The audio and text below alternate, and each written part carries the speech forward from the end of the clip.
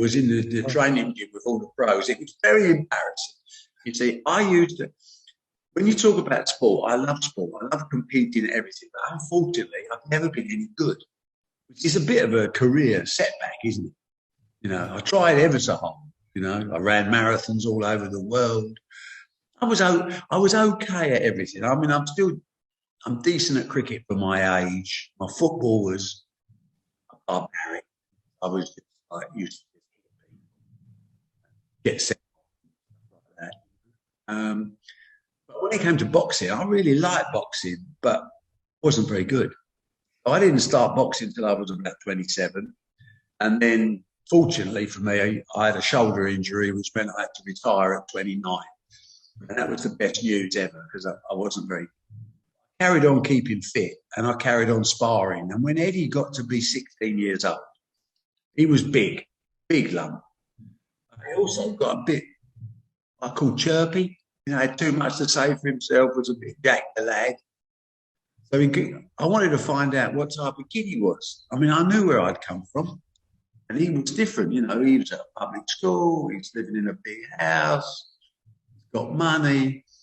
I wanted to find out whether he was a spoiled rich kid, whether he had a bit of DNA, you know, a bit of background value. And I thought the only way to find out is take him in the gym. We went down to the Romford gym, and I think Nigel Penn was there, or Eubank, Herbie Hyde, lots of world champions were in this gym. And I said, and Eddie, by the way, at 16 he'd had a couple of amateur fights, and he was decent, but he was only 16. I was 47, and I slung everybody out. Said I need the ring for 3 rounds, and Eddie came charging at me when the bell went, and I hit him as hard as I could, right on the chin, and he didn't fall over. And I thought to myself, I have a problem here. He was supposed to fall over because I wanted to knock him out. And anyway, father and son went at it properly. It was a proper fight.